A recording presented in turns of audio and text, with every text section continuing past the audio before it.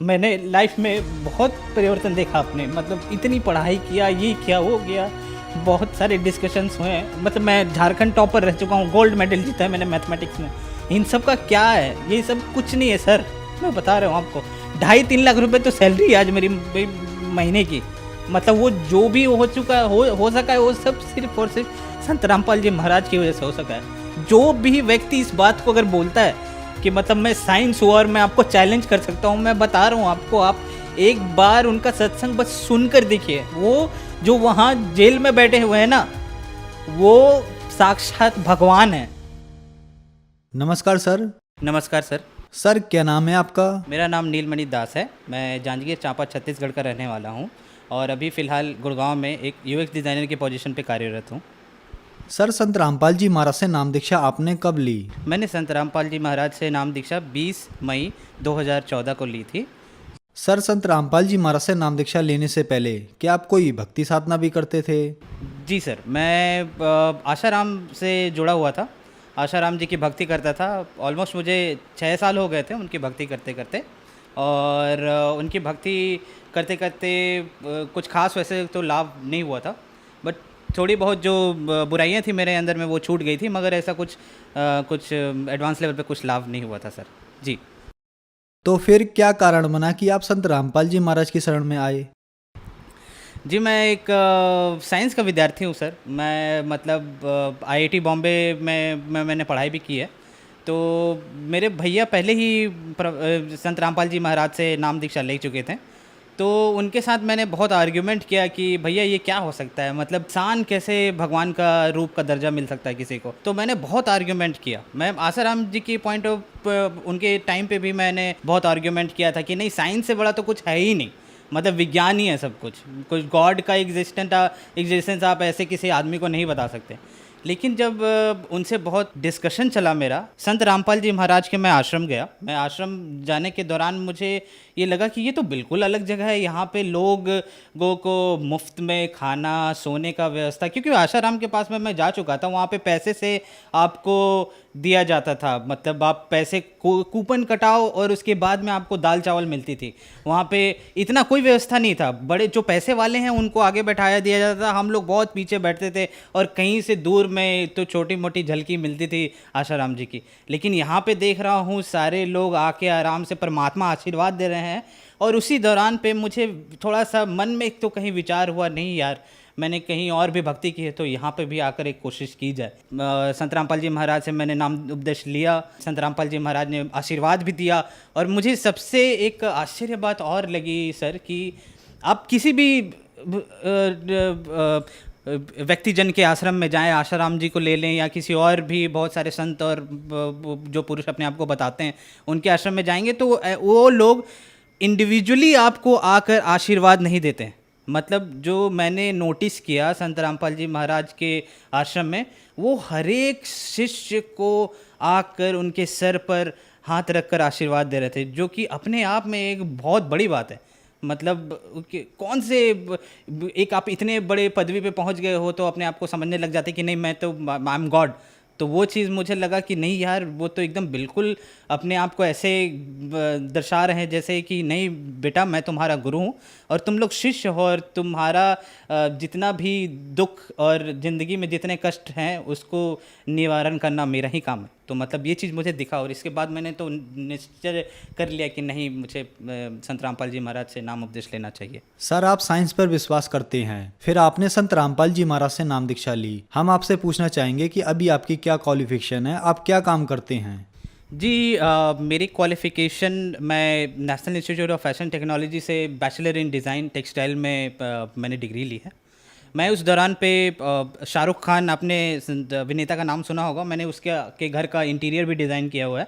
ये India today के article में पब्लिश भी है। आप मेरा नाम अगर नील मणि करके इंडिया टुडे टाइप करेंगे तो आपको मिल जाएगा। उसके आर्टिकल में, टॉप आर्टिकल में ही मेरा नाम है। और शाहरुख खान के इंटीरियर करने के बाद बहुत बड़े बड़े डिज़ाइनर्स के भी साथ भी मैंने काम किया, जिनमें से मनीष अरोरा है और करण जौहर, वरुण बहल के साथ भी काम किया। और वो छोटी छोटी बहुत उपलब्धियां थी जिसको संजो कर मैंने मास्टर डिग्री के लिए भी कोशिश करी। मास्टर डिग्री में मैंने आईआईटी बॉम्बे का एग्ज़ाम दिया। पहली दफ़ा जब एग्ज़ाम दिया था तो उस वक्त मेरा सिलेक्शन नहीं हुआ था। आईआईटी गुवाहाटी शायद मिलता बट नहीं भी मिल रहा था, लेकिन दूसरी दफ़ा आईआईटी बॉम्बे मिला मुझे और ऑल इंडिया रैंक 27 मैंने प्राप्त किया। आईआईटी बॉम्बे में मैंने इंडस्ट्रियल डिज़ाइन, जिसको आप बोल सकते हैं कि स्पेसिफिकली उसका स्पेशलाइजेशन ह्यूमन कंप्यूटर इंटरेक्शन था, उसमें मैंने पढ़ाई की। और उसके बाद अभी फ़िलहाल मैं एक अमेरिकन कंपनी थॉटवर्क्स में एक सीनियर यूएक्स स्पेशलिस्ट के रूप में कार्यरत हूँ। सर, तो मैंने मास्टर डिग्री आईआईटी बॉम्बे से करी है। मुझे ऑल इंडिया रैंक 27 मिला था। आईआईटी बॉम्बे में मुझे गोल्ड मेडल भी मिला है, जिसमें फाइनल डिग्री का जो आपको प्रोजेक्ट सबमिट करना होता है उसमें मुझे गोल्ड मेडल मिला, बेस्ट स्टूडेंट का अवार्ड मिला था मुझे।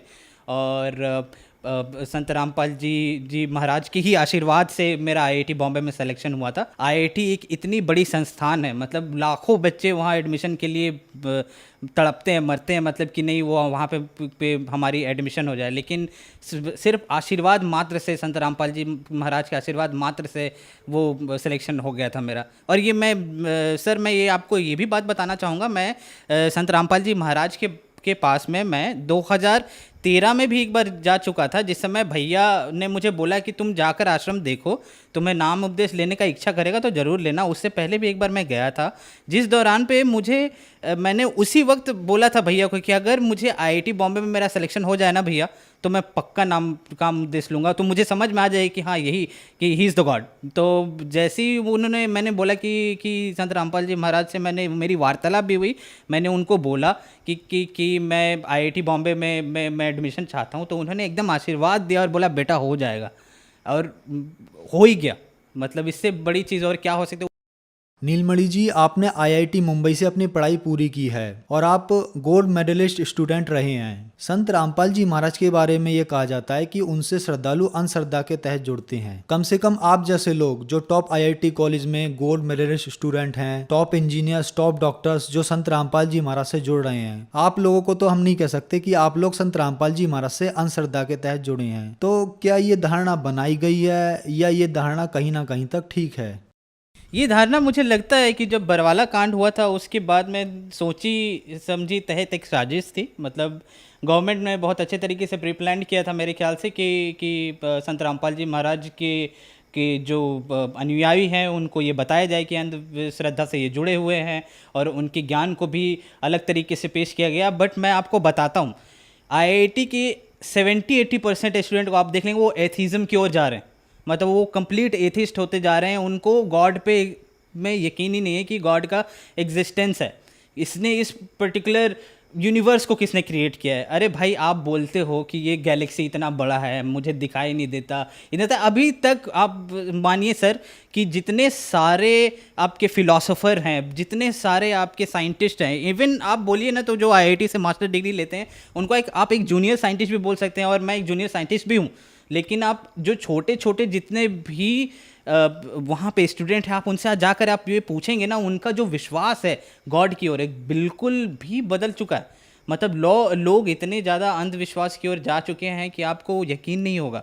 और ये संत रामपाल जी महाराज को इस तरीके से ठहराना, उन्होंने एक एक चीज़ को, हर एक शास्त्रों को खोल के, वेद को, सभी चीज़ों को बताया है कि कहाँ पे भगवान का जिक्र है और वो भगवान आखिरकार कौन है, और हमें किस भगवान का पूजा करना चाहिए, किस तरीके से करना चाहिए, और सही तरीके का गुरु कौन है। उन्होंने तो सिर्फ यही बताया।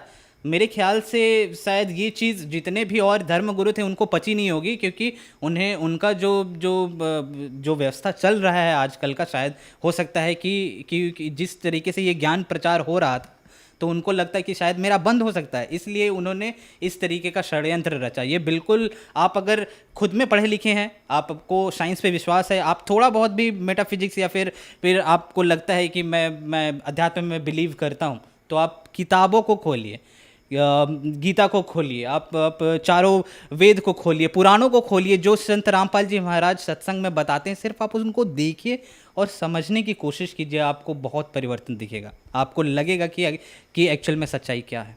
नीलमणि जी, आप हाईली एजुकेटेड पर्सन हैं। आप इन बातों को अच्छी तरीके से जानते हैं। लोग तीर्थों पर जाते हैं, गुरु बनाते हैं, भगवानों की पूजा करते हैं। टॉप इंडिया के हॉस्पिटल और विदेशों के भी हॉस्पिटल कह देते हैं कि आपकी बीमारी लाइलाज है, ये ठीक नहीं हो सकती। प्रूफ के तौर पर वो अपनी रिपोर्ट्स भी दिखाते हैं और संत रामपाल जी महाराज उन बीमारियों को ठीक कर देते हैं। क्या कारण है? मुझे लगता है कि जो आजकल देखिए बहुत सारे ऐसी ऐसी बीमारियां होती हैं जिनको डॉक्टर भी बोल देते हैं कि ये मेरे से पॉसिबल नहीं है, ये ठीक नहीं हो सकता। मैं अपना ही एग्जांपल आपको बताता हूँ। मतलब मैं खुद भी ब्रोंकाइटिस का पेशेंट रह चुका हूँ। इन्हेलर था मेरे पास में, मैंने बहुत सारे डॉक्टर्स के पास गया हूँ जिस दौरान मैं अपने बैचलर डिग्री कर रहा था उस समय, और दिल्ली में पॉल्यूशन बहुत बढ़ा हुआ था, तो उस समय सांस लेने में बहुत तकलीफ़ होती थी। तो मुझे कहीं ना कहीं लगा, और भैया से मैं भी मैंने पूछा कि क्या करना चाहिए। तो डॉक्टर के पास तो जा ही रहे थे, लेकिन मैंने सोचा एक बार अरदास लगा कर देखें संत रामपाल जी महाराज से क्या होगा। जब जब अरदास लगाई तो एकदम से गायब हो गया। आज की डेट में मैं बता रहा हूँ आपको कि मतलब ऐसे बीमारी छू मंतर हुई जो डॉक्टर बोल रहे थे कि टाइम लगेगा, आपको इनहेलर ले लो और अलग अलग तरीके के टैबलेट्स दे रहे थे। आज जब संत रामपाल जी महाराज की इतनी दया हुई है कि मुझे तो दवाई हाथ लगाना ही नहीं पड़ता। संत रामपाल जी महाराज सिर्फ आपको मंत्र देते हैं, वो मंत्र और साधना को आप सही तरीके से जब करने लग जाएंगे तो ऑटोमेटिकली आपकी की जो जितनी भी बीमारियां हैं धीरे धीरे करके ठीक हो जाएंगे। और मेरे बहुत सारे ऐसे मित्र हैं सर जो आईआईटी में पढ़े हैं, और वो भी मतलब ऐसे अगरबत्ती वगैरह दिखाते थे, और मैं साथ ही साथ मैं अपना नित्य नियम किया करता था संत रामपाल जी महाराज का। तो वो लोग, उनको आश्चर्य होता था कि ये कौन सी पूजा की विधि है जिसमें कुछ जलाना नहीं पड़ता, कुछ करना नहीं पड़ता, एक आपने बस जोत जला दिया है, उसके बाद में आप बस उसको पाठ कर रहे हो, ये क्या है। तो मैं उसी तरीके से उनको समझाने की कोशिश करता, ये जो आप कर रहे हो ये बिल्कुल आडंबर है, ये कहीं लिखा ही नहीं हुआ है। आप मुझे बताओ गीता में कहाँ लिखा हुआ है, किसी वेद में बताओ, पुराण में बताओ। और मैं यकीन मानिए, मैं जिस लड़के के साथ में आईआईटी रूममेट में था, मेरा जो रूममेट था वो रैंक 1 होल्डर था, मतलब ऑल इंडिया रैंक 1। तो वो बहुत बड़ी बात होती है। मतलब ऐसे लोगों के भी लोगों में आपको इतनी अंधविश्वास दिखेगी ना, जो कि मतलब जिसको देखा समझा ही नहीं जा सकता। तो मैं कहूँगा कि कम से कम आप संत रामपाल जी महाराज की जो पूजा विधि साधना है उसको समझिए, और जो उन्होंने गीता और वेद शास्त्र पुराण में जो बताए हैं कम से कम उनको फॉलो कीजिए, देखिए, सत्संग सुनिए, तो आपको समझ आ जाएगा। सर, आप साइंटिस्ट हैं। हम आपसे पूछना चाहेंगे कि संत रामपाल जी महाराज के नामदान सेंटर पूरे इंडिया के साथ साथ विदेशों में भी खुले हुए हैं। संत रामपाल जी महाराज टीवी के माध्यम से नाम दीक्षा देते हैं। तो सर, ये कैसे पॉसिबल हो रहा है? एक संत इतनी दूर बैठकर अपने श्रद्धालुओं को सभी लाभ, उनकी बीमारियां एक मंत्र देकर ठीक कर रहे हैं। मैं तो सर सबसे पहले मैं आपको ये बोलना चाहूँगा कि आपने उनको संत बोलकर मतलब वो गॉड हैं। मतलब आपको अगर यकीन नहीं होगा, वो गॉड है साक्षात, कबीर साहब हैं। मतलब मैंने लाइफ में बहुत परिवर्तन देखा अपने, मतलब इतनी पढ़ाई किया, ये किया वो किया, बहुत सारे डिस्कशंस हुए हैं। मतलब मैं झारखंड टॉपर रह चुका हूँ, गोल्ड मेडल जीता है मैंने मैथमेटिक्स में। इन सब का क्या है? ये सब कुछ नहीं है सर, मैं बता रहा हूँ आपको। 2.5-3 लाख रुपए तो सैलरी है आज मेरी महीने की। मतलब वो जो भी हो चुका हो सका है, वो सब सिर्फ और सिर्फ संत रामपाल जी महाराज की वजह से हो सका है। जो भी व्यक्ति इस बात को अगर बोलता है कि मतलब मैं साइंस हुआ और मैं आपको चैलेंज कर सकता हूँ, मैं बता रहा हूँ आपको, आप एक बार उनका सत्संग बस सुनकर देखिए। वो जो वहाँ जेल में बैठे हुए हैं ना, वो साक्षात भगवान है। उन्होंने ये पूरा का पूरा, मतलब वो बैठे बैठे वहाँ कितने सारे जो भक्तजन हैं, जितने शिष्य हैं उनके, उनका हर एक लाइलाज बीमारी ठीक हो जा रही है। और मैं बता रहा हूँ आपको सर, मैंने तो गुरु जी को, संत रामपाल जी महाराज को उस वक्त देखा था, लेकिन जो भक्त आज जिन्होंने देखा नहीं है, मिला नहीं है, उसके बावजूद भी जिन्होंने नामदान लिया है, उनको इतना लाभ मिला है, आप यकीन नहीं मानिएगा। मतलब ऐसे ऐसे लोगों की मैंने शिष्यों की मैंने गाथा सुनी है, जिन्होंने बताया कि मेरा पथरी ठीक हो गया, मेरी ब्रोंकाइटिस थी वो ठीक हो गया, मुझे कैंसर का बीमारी था वो ठीक हो गया। ये सब सारी चीज़ें आप देखोगे तो आपको यकीन आ जाएगा कि ये संत नहीं है जिसको आप संत बोल रहे हैं। कबीर साहब भी इसी तरीके से आए थे, उनको भी इसी तरीके से डिस्कार्ड कर दिया गया था, अवॉइड कर दिया गया था। आप उत्तर प्रदेश में भी जाओगे तो मंदिरों के ऊपर में भी इस तरीके से मतलब उनका जिक्र किया था। उनको बस कवि के रूप में ही देखा जाता है, उनको एक भगवान का दर्जा दिया ही नहीं गया। मैं बोल रहा हूँ एक छात्र होने के नाते कि कम से कम आप उनको भगवान नहीं मानते तो कम से कम उनकी बातों को तो सुनो। आप न्यूटन का लॉ पढ़ते हो, आप किसी गैलीलियो की बातों को सुनते हो, उनको तो समझते हो ना, उनकी बातों को तो मानते हो। आइंस्टाइन ने जो बोला उनकी बातों को मानते हो ना कि E=mc² होता है, इसको मान लेता हूँ मैं। एक बार मान कर तो देखो कि संत रामपाल जी महाराज क्या बोल रहे हैं। नीलमणि जी, जो श्रद्धालु आज आपको टीवी पर देख रहे हैं, खास करके वो युवा जो आज अपने आप को एथिस्ट यानी नास्तिक कहने पर गर्व महसूस करते हैं, उनके लिए आप क्या कहना चाहेंगे? आजकल के बच्चों को क्या कहा जाए सर, मतलब उनका पता ही नहीं क्या फिलॉसफी हो गया है, क्या थॉट प्रोसेस हो गया है। भगवान पे विश्वास नहीं, शायद माता पिता का इज्जत करना भी भूल चुके हैं।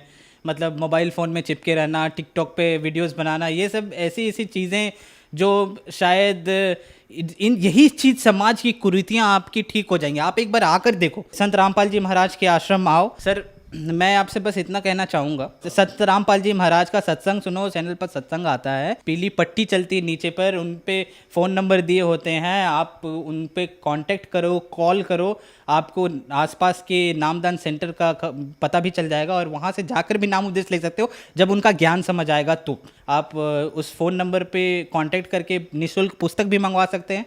पुस्तक को पढ़िए, पूरा का पूरा मिलान कीजिए बुक बाय बुक। जब आपको समझ आ जाए तो आप नाम उपदेश ले सकते हैं। धन्यवाद जी। सत साहिब।